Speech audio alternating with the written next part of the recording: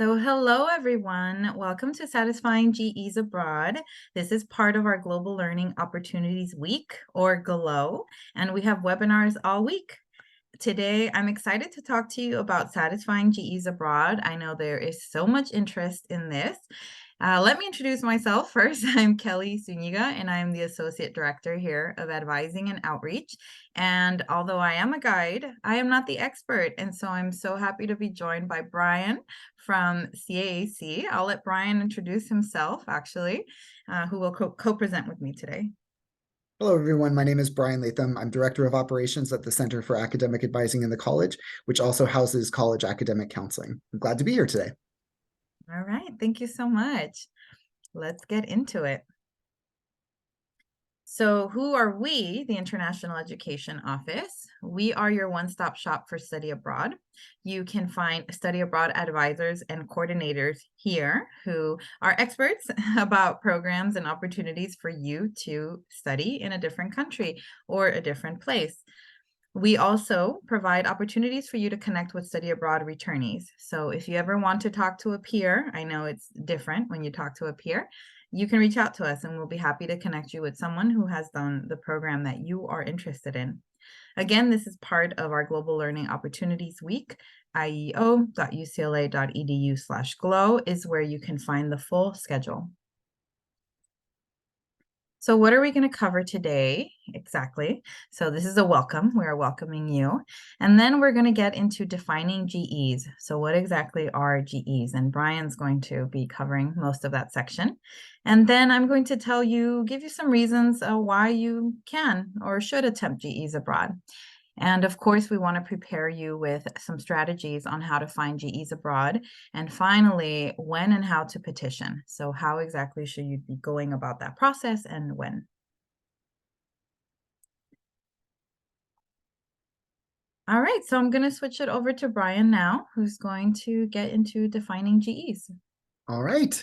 So I'm here to discuss general education, not only at the college, but once again to acknowledge that each of the schools, School of Arts and Architecture, School of Engineering, School of Public Affairs, School of Public Health, they have their own nuances and requirements too. But I'm going to be talking mostly about the perspective of GE from the college.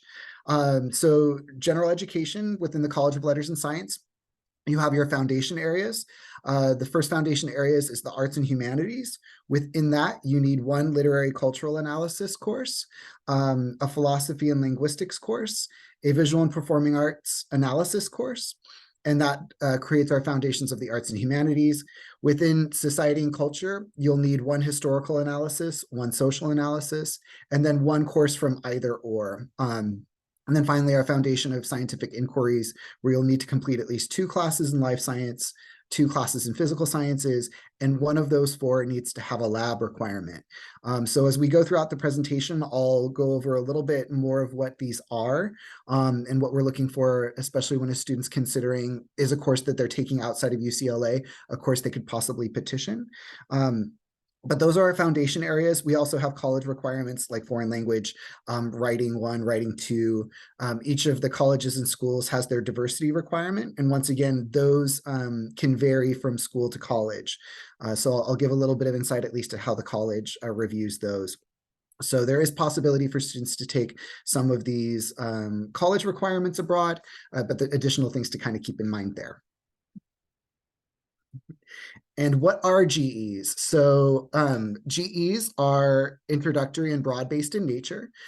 So this is a really important distinction because a lot of times when students go abroad, especially when we're looking at EAP courses, a lot of the courses that they can be taking as upper division students can sometimes be narrow. So when we're looking at general education at UCLA, these courses are very broad-based and they're survey in nature. So we're not going to want to look at things that are too topical. They're going to want to cover a lot of different content and really be broad-based courses.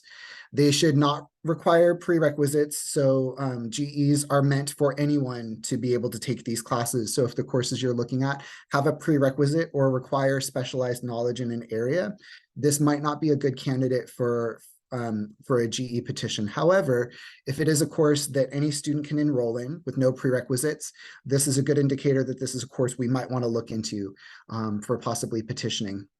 Here at UCLA, at the GEs, they tend to be 5 quarter units. They're rarely 4 quarter units. You'll find some of those 4 quarter unit courses in the sciences, but the vast majority of them have a 5 quarter unit designation. And once again, these courses, since they're meant to be broad-based in nature, and they're meant to be introductory, they tend to be lower division classes. There are a few, if you look at the GE master list at UCLA, there are a few that are upper division, but the vast majority of the GE you're going to see will be lower division courses. These are courses 1 to 100. All right. And other non-degree requirements, once again, writing two can be a little bit difficult to study abroad, because the way that we do writing 2 courses, it tends to be very centered around a US approach to writing, right? So for writing 2 courses, some things to keep in mind when you're looking at a course and thinking, is this a course that I could petition for writing 2? A lot of times students say, the course that I did required a great deal of writing, and that's why I'm petitioning it for writing 2. But what we're doing is we're looking at the methodology in which writing is being taught in the course.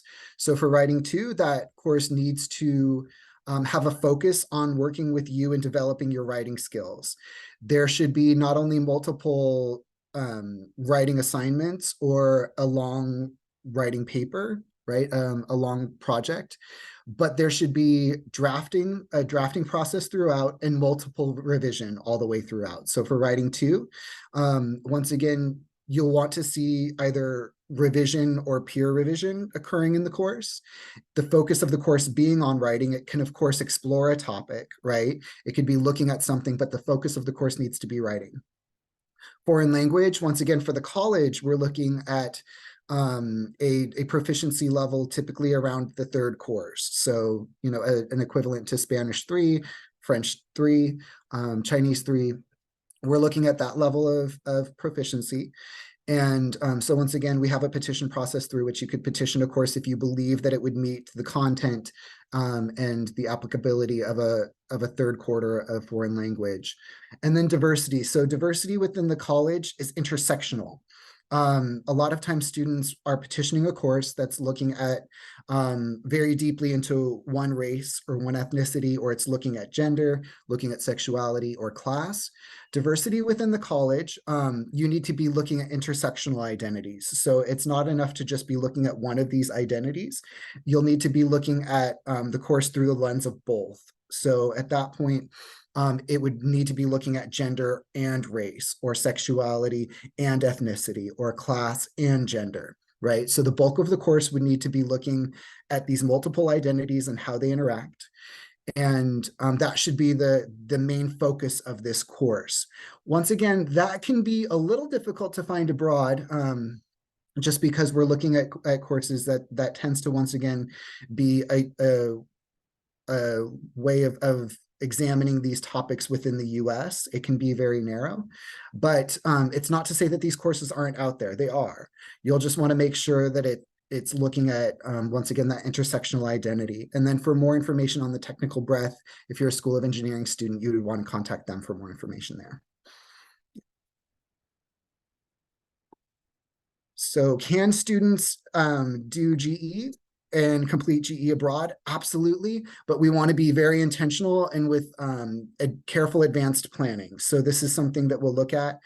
We would want to work with you really closely to see what kind of general education courses you still have to complete. We would review with you the types of courses that you're looking at petitioning and which courses might be a good match, knowing that depending on the GE Foundation or the program that you're examining, there might be some limitations or restrictions, and it might be a little bit more difficult to complete that goal, but we're here to support you in that process.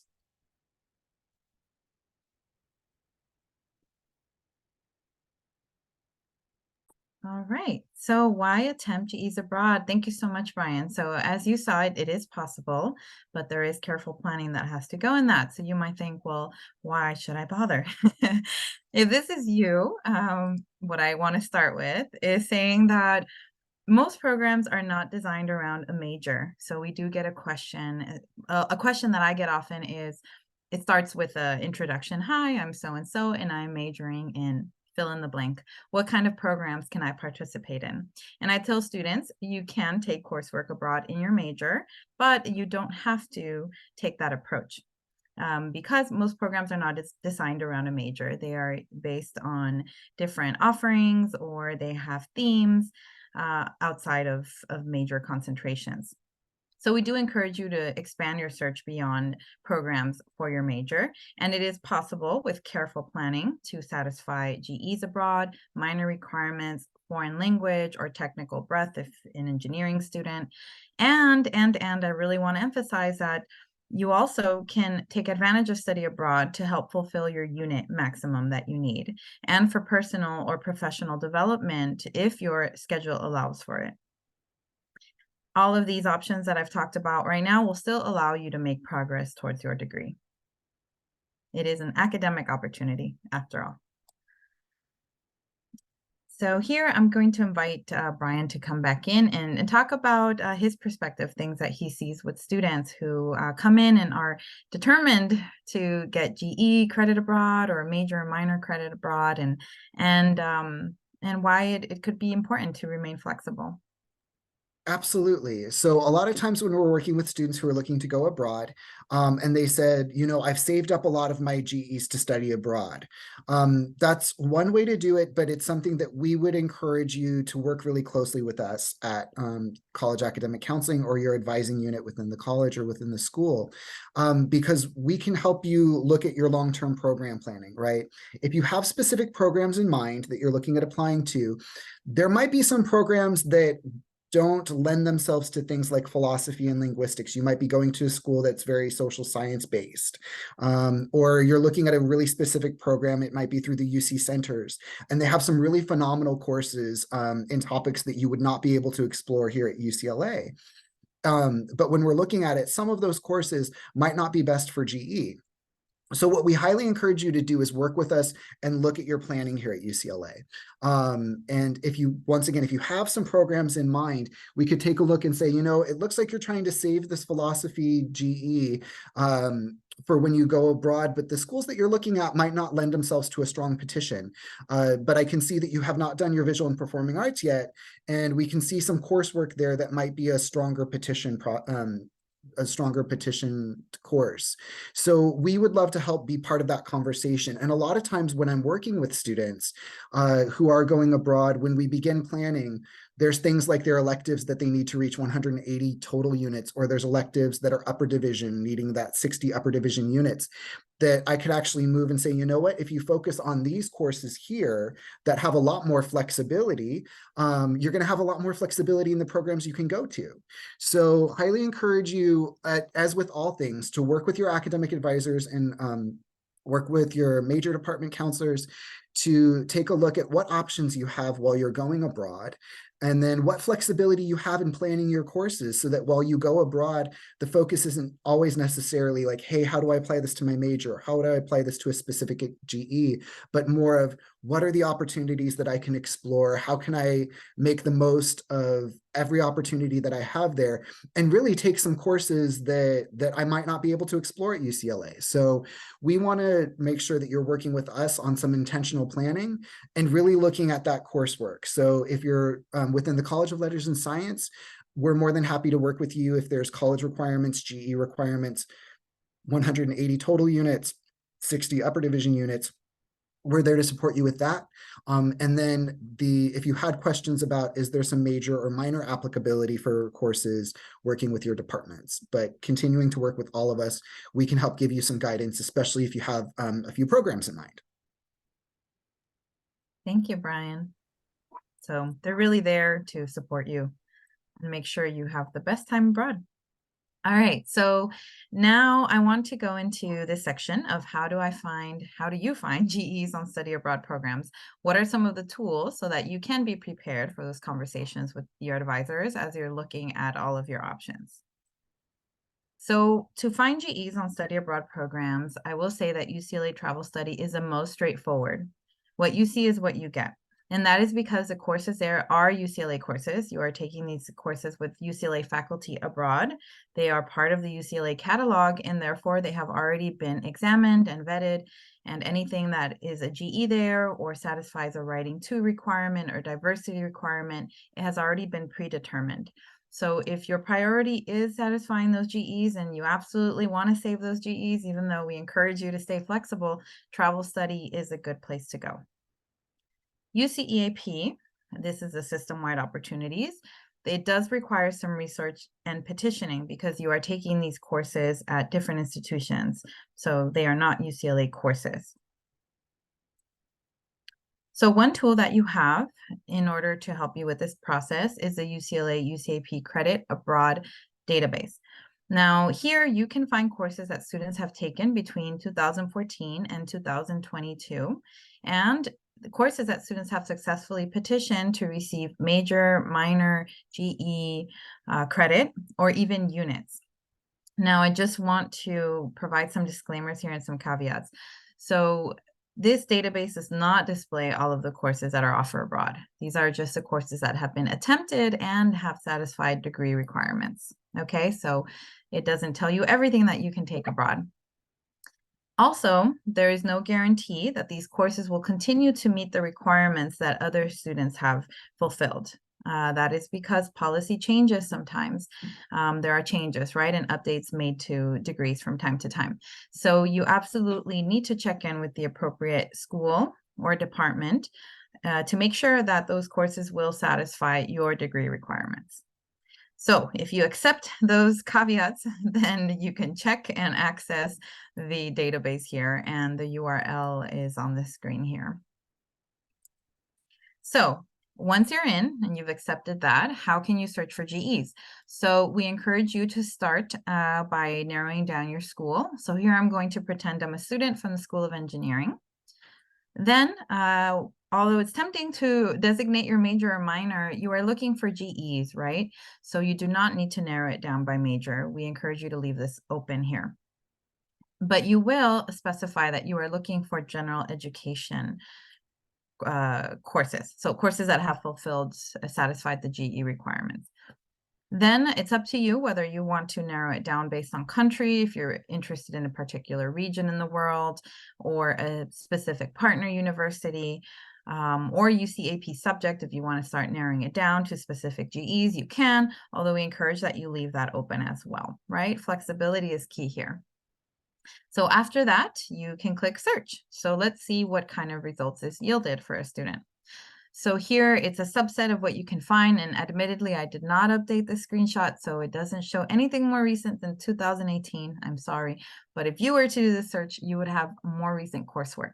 So here, what I want to highlight is the major, minor is not important. We're not looking at that in this situation because we narrowed it down to School of Engineering. And so I can see what other students have received credit for in the past to satisfy GEs particularly.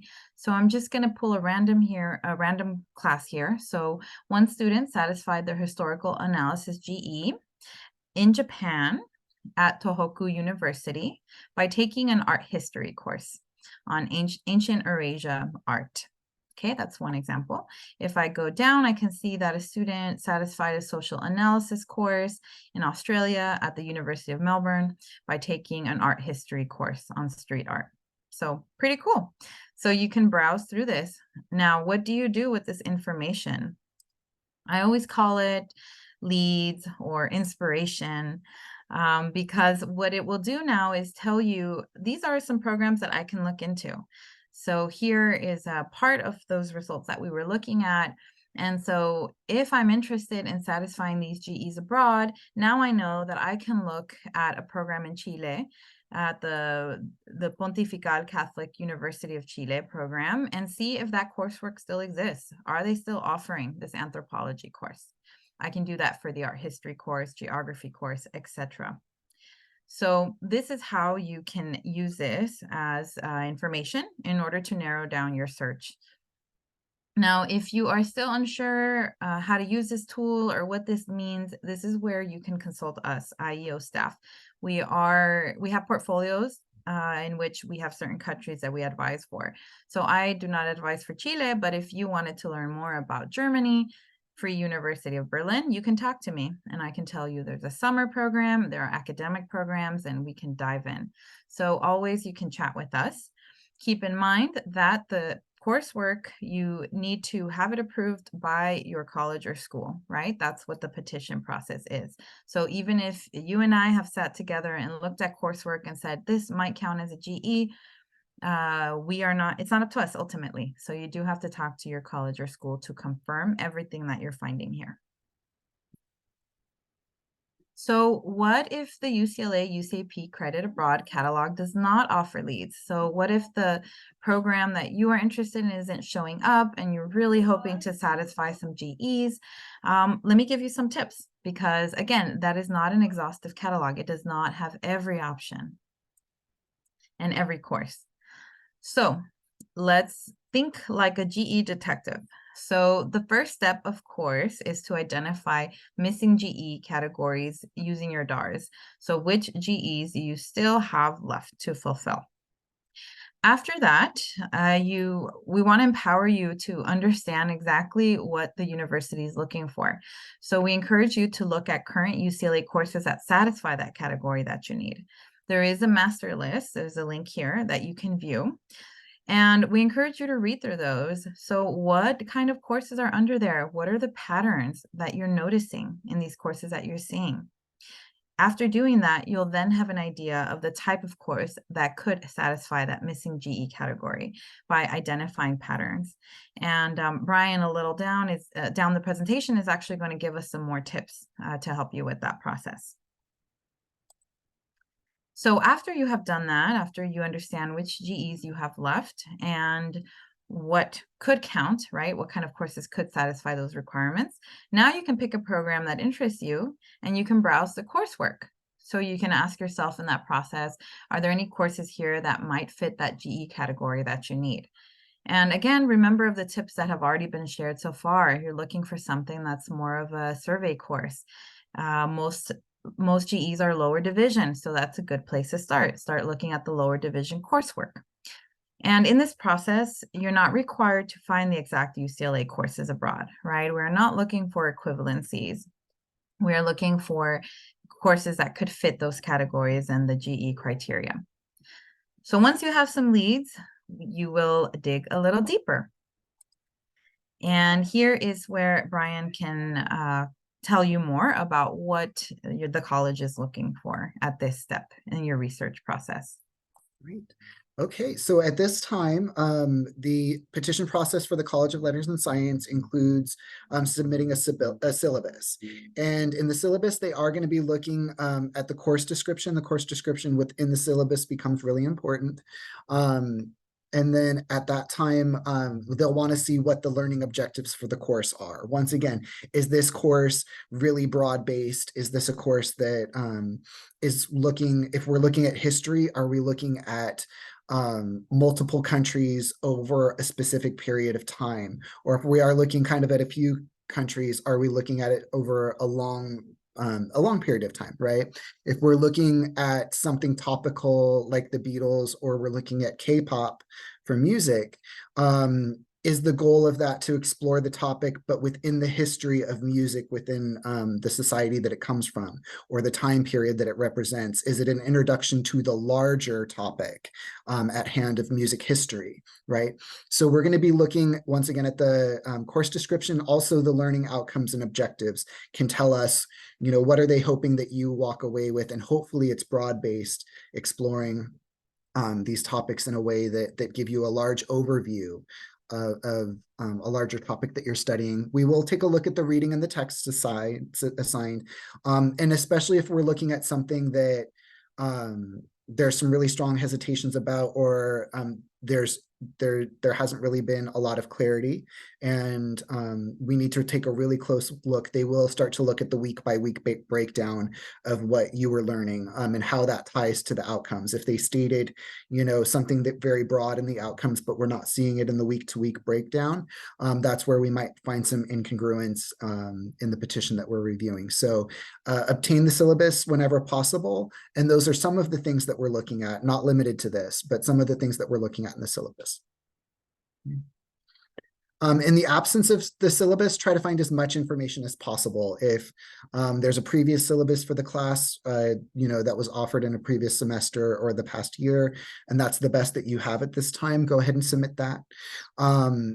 But if the syllabus is not available and the course description being that paragraph, right, that says this is what that class is about, in the catalog or in the EAP catalog, submit the course description to us. We'll see if we can evaluate it. Some of them are broad-based enough, just in the description alone, that we might be able to approve it. But oftentimes, if the course description does not include enough information, that's where we'll follow up and say, we're not able to act on this now, but we do need a syllabus. All right. And so at that time, when you submit your petition to the college or the school, you will be submitting the course for a specific type of GE that you're looking for. You won't be saying, okay, I found this really interesting class. I keep going back to K-pop, but let's go back to that one. I found this really cool K-pop class. I'm going to submit this syllabus and you tell me, is this social analysis? Is this visual performing arts? Is this literary cultural? Or take a look at my degree audit and just tell me where this fits. That's not how this works. So this is where we would encourage you to come and work with us if you need some guidance on that, to take a look at, okay, you're looking at this course and, looking at the GE requirements that you still have to satisfy. It's a strong contender for this. So, or, you're looking at a specific class and you want it to apply for historical. So really important for you to be looking at our GE categories, not just saying, okay, I want to take this class and I'm going to make it fit. And that's, of course, would be a great opportunity for that course to be an elective, especially if it's upper division. That would be phenomenal. But we'll take a look at your GE categories that you're looking to satisfy and then trying to find courses that would meet within that criteria. For the college, we do have a rule. We literally receive hundreds of petitions, actually like closer to 1,000 petitions over the year with for not only for students who are studying abroad, but for those students who have taken community college coursework or courses outside of UCLA and are hoping to apply those towards general education requirement. We receive a lot of these petitions. And because of that, we do have to limit the number of petitions that students can do. And we want them to do that with some intentionality, right? So right now, in order to make sure that we're meeting our time commitments and doing timely GE review, we're accepting at the most 5 petitions at a time from a student. And so we know that you're going to be looking at a lot of different options and a lot of different courses, and that's where working with us can become really helpful. If you're deciding between 7 or 8 courses that might be available to you at your institution, and you want to know which ones might be the strongest petition, that would be one to come to us.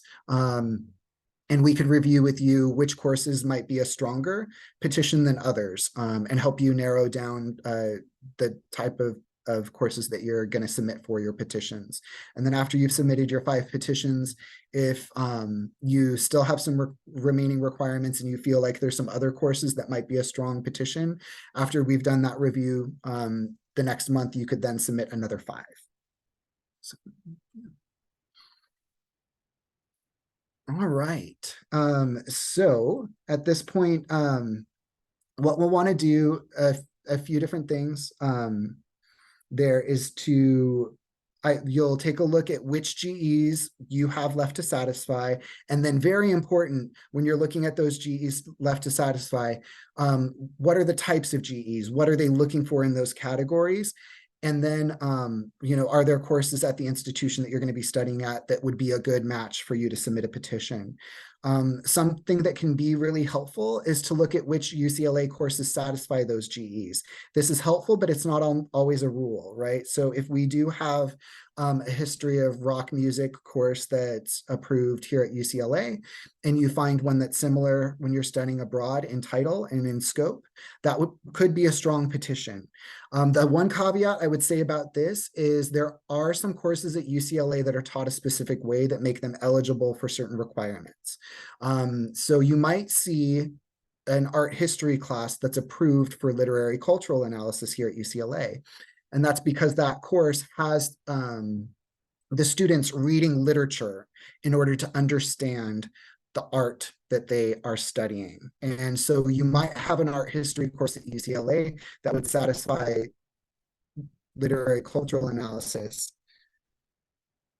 Oops, it looks like sorry, I think I'm having a little bit of technical difficulties, but I'll keep going through here. There we go. Sorry about that. I seem to have some networking issues. But what you want to be aware of is there are some courses that are taught at UCLA.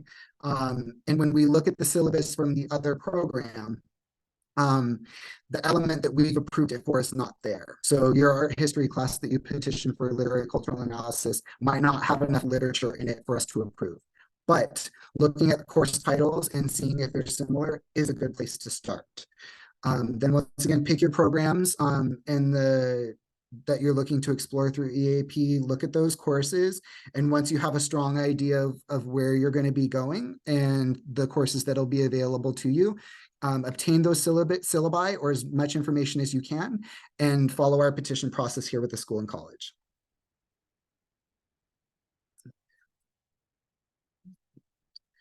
All right, so let's take a look at these GE categories a little bit more.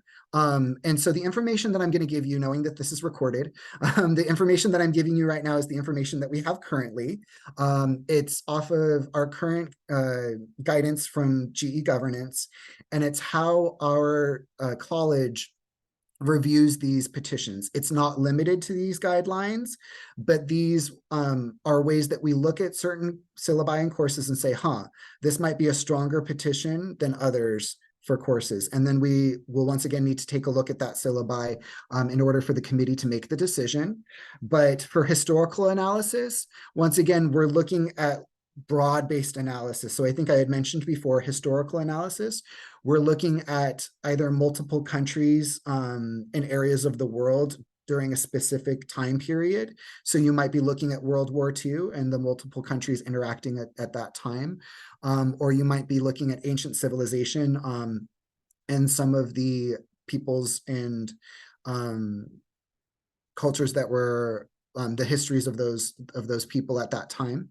But history, we're looking at broad-based, right? If you're looking at one country for a very short period of time in an upper division class, this is probably not a strong petition. But if we're looking once again at a lower division, survey either multiple countries over a specific key period of time, or even one country over a very long period of time.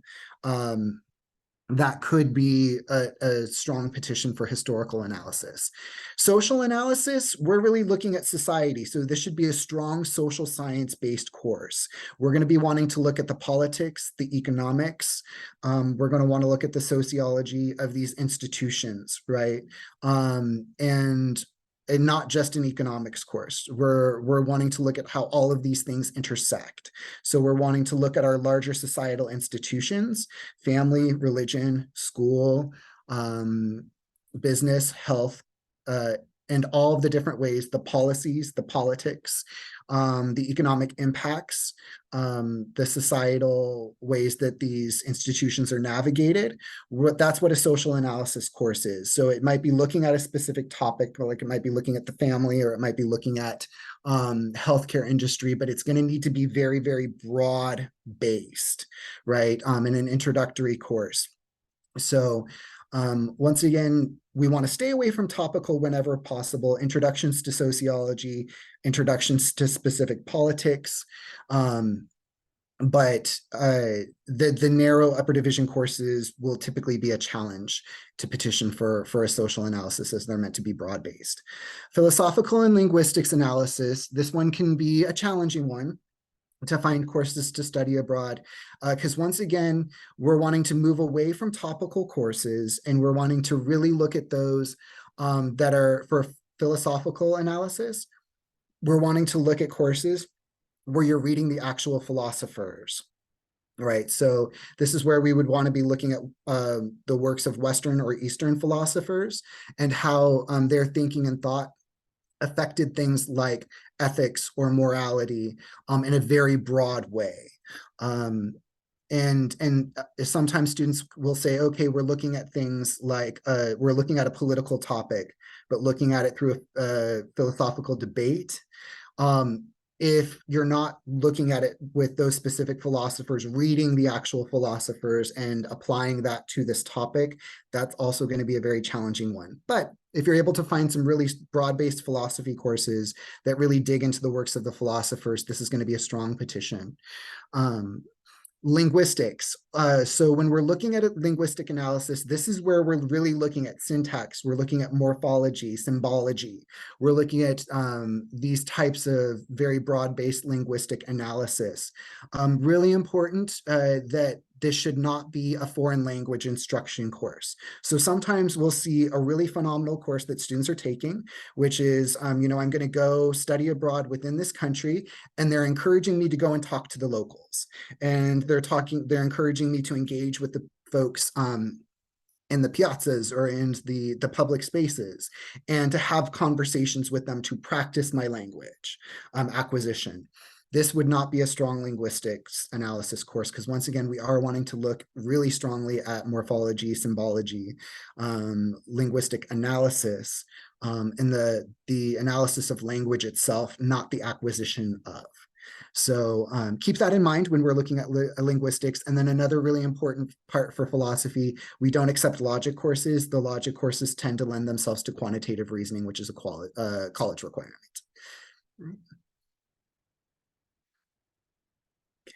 Literary cultural analysis. This one is another one that there can be a lot of confusion from students, because they bring us a course that was a really strong analysis of culture, and it might have been within that lens that I was talking about for social analysis. So, or even historical. We were looking at this specific culture over a historical period of time. We were reading a lot, but the reading that we were doing was mostly nonfiction, and it was really studying this culture, their history, their institutions, these types of things. This would not be a strong petition for literary cultural analysis. The thrust of this GE is literary. So in literary cultural analysis, we want to be making sure that you're reading nonfiction, or sorry, that you're reading fiction literature. It could be personal narratives, poetry, but this is where you're really digging into the literary, the fiction, the creation, not necessarily the nonfiction. So we would really want to see the reading list there. Kind of can become important to see the types of work, and they should really be broad-based in the genres that they're reading, right? So if you are going to be reading the literature of the places that you're studying, it shouldn't be maybe one specific author. It should be many authors that represent that place that you're studying and you're visiting, or how that one specific author affected many different authors in the culture in which you find yourself studying. So literary cultural, really important. The front end, literary, that's what we're really looking for. The cultural can sometimes lend itself more to social analysis. Visual and performing arts, really important with that one. Visual and performing arts is the history and appreciation of, not the doing of. So when students are studying abroad, if you're doing a dance history course, that would be great. So we would want to see how dance has influenced the history and been expressed throughout history and time. That would be a stronger petition. If you are learning the dances themselves and that is the focus of the course, that would not be a strong petition. If you're learning photography, so you're going to many different places and you're taking photos and you're learning how to develop your photographic skills, that would not be a strong petition. But if you are going to different museums and you are learning about the different arts, the periods of time, the expression of the visual arts through there, or even theater and cinema, we had mentioned music too, right? We would want to look at broad-based survey of these topics. And that's a great opportunity when you're studying abroad. You'll find a lot of visual and performing arts courses while you're studying abroad. So this is an area that I highly encourage students to take a look at when they're doing GE petitions. Real quickly, I don't think we have slides, but I'm now realizing life and physical sciences tends to be pretty straightforward. But I do want to reiterate to students, life sciences, we're looking at living organisms and living systems. We're looking at ecosystems, right? Physical sciences, that's where we're looking at physics, chemistry, earth sciences. And there are some that can absolutely be both. An oceanography course can be looking at the chemical makeup of the water, as well as the change of the ocean floor or areas over time. And that could be a physical science. But if they're also looking at the the ecological systems that are occupied there, it could be a petition for either or. So if they're really going into both, they're looking at the ecosystems, the living organisms that live in that environment, and the physical changes to that environment, it could be either or. So life sciences, living organisms, physical earth, chemistry, physics, those changes over time. Sometimes students need a little bit of guidance on that. So. Wonderful. Thank you, Brian. And for all of you watching this, I do recommend you go back and rewatch that. If you're still unsure as you're looking through the search process, it could be helpful to hear those descriptions and those examples that Brian just shared. All right, so once you feel confident, you have looked through courses. Well, first of all, you understand the GE criteria, you have looked for courses, and you have talked with the college, with advisors, to make sure that you are going to submit a successful petition. When and how do you petition? I'm going to go over that on the next slides. But first, I will say that this is something you should be doing now before you go abroad, and many times before you choose a program. You definitely don't want to wait until you're abroad, because at that point you've already committed to a program, you're already doing the coursework, and if you're hoping that it will align with something, well, you don't have any kind of pre-approval or anything close to a guarantee. So don't wait until you're abroad. Start that process now. Consult the respective college or school during the planning stage. Brian has been saying that, they can offer a review of proposed coursework. They can talk to you about it before you submit those petitions. They do receive a high volume. So the more intentionality, it's just better for everyone involved. The faster you can get help as well. So definitely consult them during the planning stage. And if there have been any changes to your discussed plan, if you have talked with your college, I know, for example, students in the School of Music do need to meet with their advisors before they even apply. So if you have come up with the plan with your college, then do reach out to them if there are any changes in your coursework. Sometimes courses fill up and their enrollment changes, so definitely reach out with any changes. Same while you're abroad. Consult with the college or school regarding any changes ASAP, and just be aware of response times. I know it's important and urgent for you to get a response, but they are serving all of your peers. So just be aware of response time and be proactive about reaching out sooner rather than later. So with the college, that is CAC, honors, AP, or athletics, there is a petition that you can access via MyUCLA. There are instructions here. When we get to the end, I'll drop them in the chat for anyone who's here live. And you can receive a response within 10 to 15 working days. For the School of Engineering, they have a course evaluation process via Message Center. You can find this course evaluation request form at this link here. You can expect to receive a response in 1 to 2 weeks. Now, they encourage you to have the courses approved before taking them abroad. I think everyone's on the same page about that, but we want to remind you of that so that there aren't any surprises when you come back. When you do return after you have taken those courses that you have discussed with the advisors at the School of Engineering, you will need to use the message center on this page to complete the petition process. And you can only do this after your UCAP courses have transferred over and appear on your UCLA record.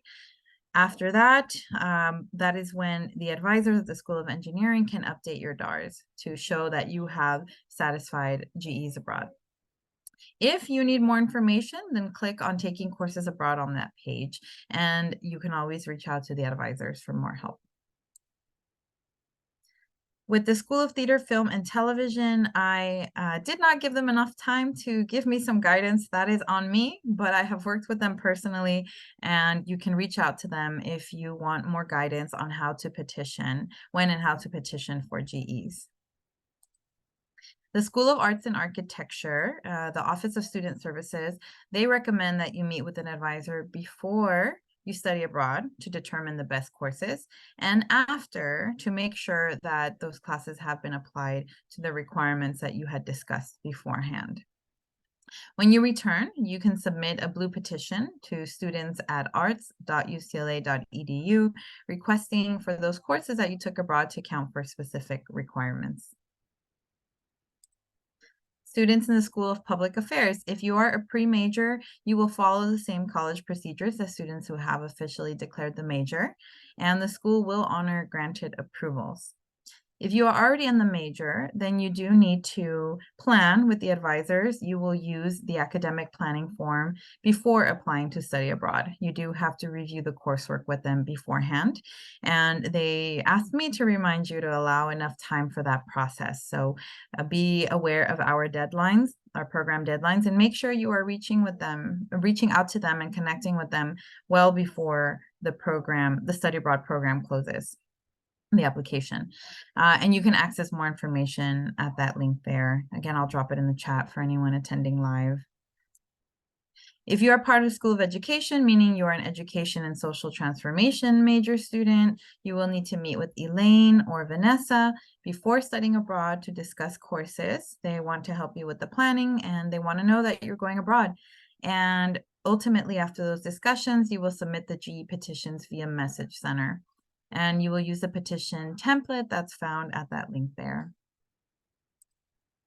Finally, School of Music, you can submit an academic petition via DocuSign. They are found at that link there. Make sure that all of the courses you are petitioning for align with the courses that you submitted in your clearance for UC EAP form. So again, make sure that all of the plans that you are talking about are still the same plans. If courses have changed while you're abroad or before you're going abroad, do reach out to the advisor to let them know. For these petitions, the School of Music allow 8 to 10 business days for your petition to be reviewed. And you are encouraged to have courses approved before taking them abroad. We keep saying this, but just know that if a course has been pre-approved, you still need to keep the syllabus and any other kind of materials, okay? Just in case they need more information. Otherwise, there could be delays. And once you return, you do need to talk to the advisors to have your in order for them to look at your DARS and to manually make sure that those courses are fulfilling the GEs that were discussed. And if you have any questions, reach out to your advisor or OSA at schoolofmusic.ucla.edu. All right, so very important note about the petition process, that sometimes your college or school may say, if courses transfer over, and they're saying this because you don't have to study abroad through UCLA program. They have worked with students who have done a non-UC program, but just know that if you are participating in a UC program, so UC EAP or UCLA travel study or UCLA global internship program, that those courses will absolutely transfer to your UCLA record. So with travel study, those courses are going to automatically appear because they are UCLA courses. With UCEAP, the courses and the units will transfer over. They are guaranteed to transfer. UCEAP will work with the institution abroad, the program abroad, to make sure those courses appear on your UCLA record. Now, I want to make this distinction clear that just because the courses will transfer over to your student record with UCEAP, it does not mean that it will automatically satisfy requirements. You do have to complete that petition process when you return to make sure that those courses are, that your DARs rather, will be updated to satisfy requirements that you have already spent all this time preparing for with your advisors. All right, so what are the next steps? Well, you've sat through this entire presentation or watched it. Congratulations. This is an important resource, and I'm so happy that Brian joined me today. This is not the only thing we're talking about this week. We have a lot of GLOW programming. We have things on financial aid. We have webinars on fulfilling major requirements abroad, etc. Sorry about that. There was a little background noise here. So we have a lot of GLOW sessions that you can watch. We encourage you to do that and then start looking at specific programs, start finding coursework that aligns with your goals. And if any petitions are required, such as for GEs, which this whole webinar was about, then start those course petitions before you apply or register or commit to a program. Okay, sometimes students want to change programs because they've done the petitions and they've realized it's actually not in alignment with my goals. And at that point, there aren't any programs left open to apply. So we encourage you to start the research process early. And finally, study abroad and enjoy it. Have a wonderful time. All right, so if you have any questions, now is the time before we log off. Please use the Q&A function. While we wait for that, I'm going to say you could join our newsletter. We encourage you to join it. You will get information about other events.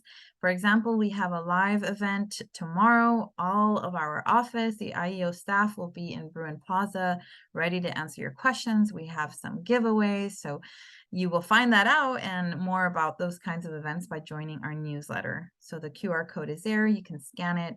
We have that URL at the bottom as well. Then you can contact us in person. If you can't make it to GLOW, you can always find us in Murphy Hall. We are in 1332 Murphy Hall. Check our website for our most up-to-date hours when you can come by. If that doesn't work for you, you can give us a call. And you can also go online to view our virtual advising schedule. We do drop-in advising, general advising. Every week we offer certain sessions. You can find that schedule on our website.